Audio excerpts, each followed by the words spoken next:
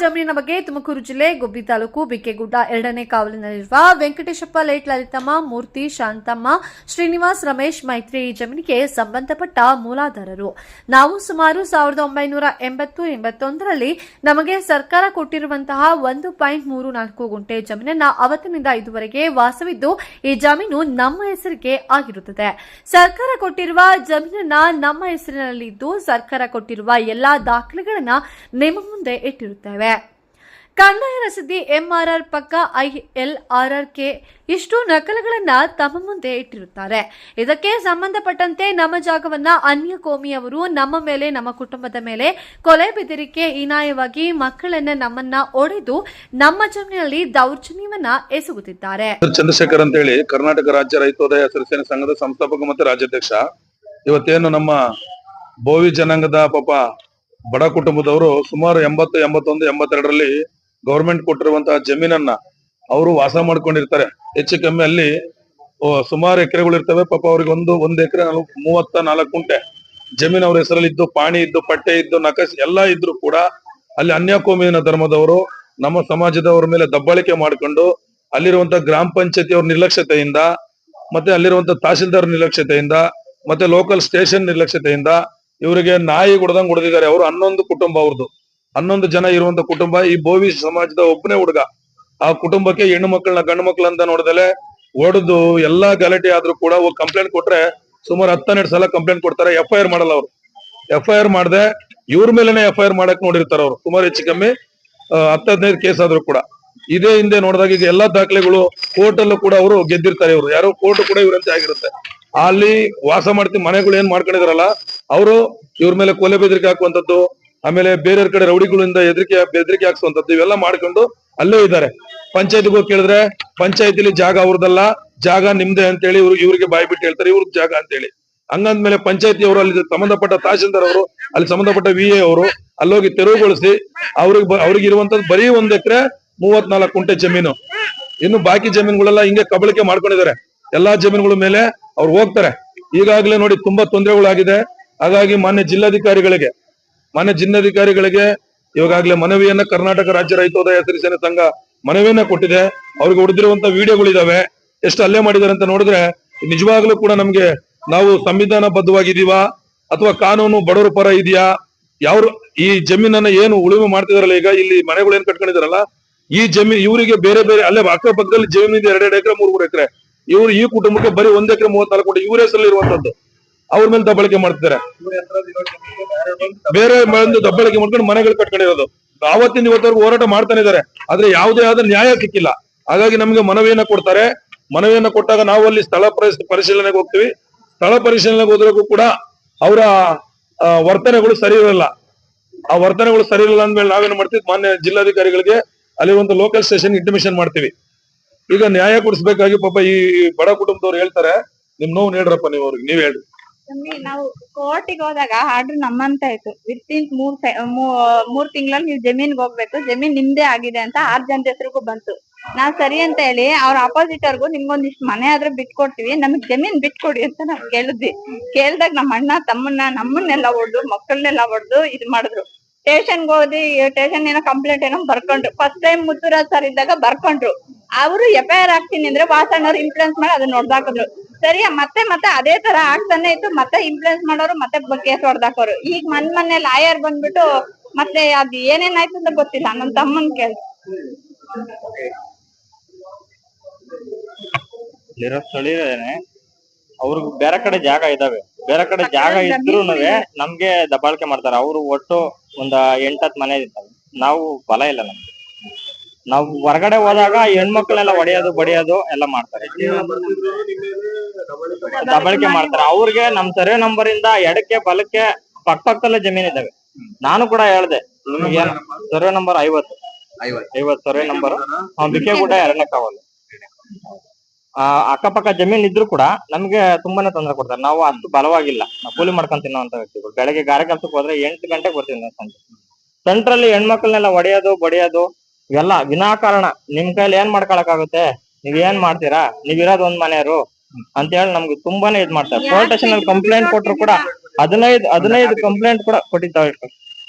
15 complaint ಮೇಲಿದಾವೆ, ಒಂದಲ್ಲ ಎರಡಲ್ಲ.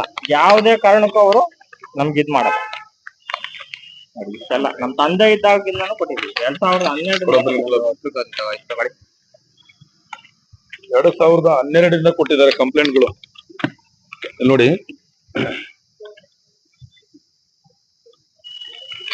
ಅವ್ರು ಕೊಟ್ಟಿರುವಂತದ್ದು ವಾಪಸ್ 2025 ಈಗ ಮೊನ್ನೆ ಕಂಪ್ಲೇಂಟ್.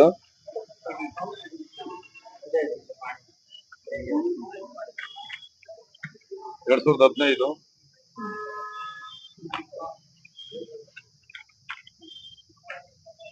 2024,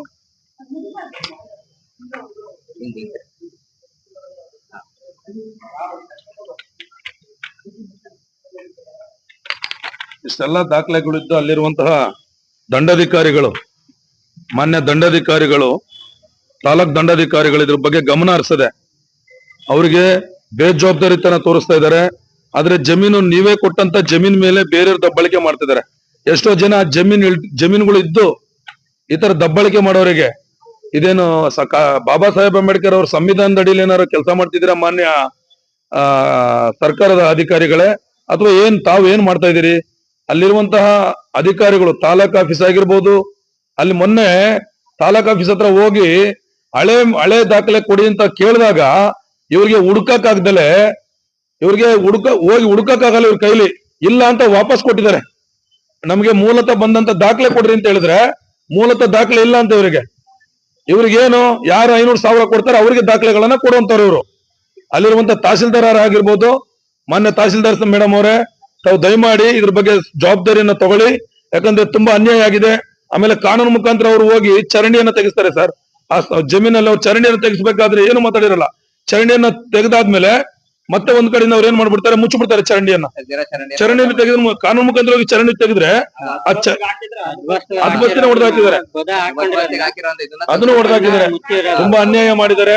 ಇದು ಹೋರಾಟದ ಹಾದಿ ಹಿಡಿಯೋ ಬದಲು ಮಾನ್ಯ ಜಿಲ್ಲಾಧಿಕಾರಿಗಳಿಗೆ ಏನು ಕೊಟ್ಟಿದ್ವಿ ಮೇಡಮ್ ಅವರಿಗೆ, ಅವರು ಕೂಡ ಒಳ್ಳೆ ವಿಷಯವನ್ನ ವ್ಯಕ್ತಪಡಿಸಿದ್ದಾರೆ. ಆಯ್ತು, ನಾವು ಸೂಕ್ತ ದಾಖಲೆಗಳನ್ನ ನೀವು ಕೊಡಿ, ನಾವು ವಿಚಾರಣೆ ಮಾಡಿ ನಿಮ್ ಜಮೀನುಗಳನ್ನ ನಿಮ್ಗೆ ಕೊಡಿಸ್ತೀವಿ ಅಂತ ಹೇಳಿದ್ದಾರೆ. ಅದೇ ತರಹ ಅಲ್ಲಿರುವಂತ ಲೋಕಲ್ ಏನ್ ಗ್ರಾಮ ಪಂಚಾಯತ್ ಇದೆಯಲ್ಲ, ಅಲ್ಲಿರುವಂತ PDO ಅವ್ರಿಗೆ ಹೇಳ್ತೇನೆ, ಮಾನ್ಯ PDO ಅವರೇ, ತಾವು ಗ್ರಾಮ ಠಾಣೆಗೆ ಯಾರಿಗೆ ಮನೆ ಇಲ್ಲೋ ಮನೆ ಕೊಡಿ. ಬೇರೆಯವ್ರ ಜಮೀನಲ್ಲೂ ಕೆಲಸ ಮಾಡೋರಿಗೆ ನೀವು ನೆಲ್ಲಿ ಕೊಡೋದು, ಕರೆಂಟ್ ಕೊಡೋದು, ಮತ್ತೆ ಆಮೇಲೆ ಮನೆಗಳನ್ನು ಕೊಟ್ಟು ನಿಮ್ಗೆ ಯೋಗ್ಯತೆ ಇಲ್ವೇನ್ರಿ? PDO ಆಗಿದ್ದೀರಾ, ಏನ್ ದುಡ್ಡು ಕೊಟ್ಟು ಬಂದಿದ್ದೀರಾ PDO ಆಗಿ, ಅಥವಾ ತಹಸೀಲ್ದಾರ್ ದುಡ್ಡು ಕೊಟ್ಟು ಬಂದಿದ್ದೀರಾ ನೀವು? ಕಷ್ಟಪಟ್ಟವ್ರಿಗೆ ಗೊತ್ತಿರುತ್ತೆ ಕಷ್ಟದ ಬೆಲೆ ಏನಂತೇಳಿ. ತಾವುಗಳು ಆಲೋಚನೆ ಮಾಡಿ.